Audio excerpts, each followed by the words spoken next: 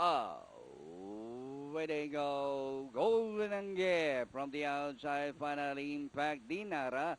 Lucky Lorky running by the release. Dr. Choice rushing up. Magical Hello. Carefree Treasure. Tarlac Flying Hope. Golden Angge followed by Final Impact in second. Dinara is running in third by Daryl Ford. Magical Halo.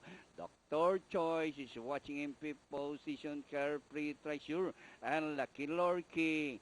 Rounding the far turn, Golden Angge, Final Impact, Magical Halo, and Dinara down on the inside. Dr. Choice is joining them. Carefree Treasure as they swing towards the final turn. Magical Halo, Dinara, Dr. Choice, Golden Angge, Carefree Treasure.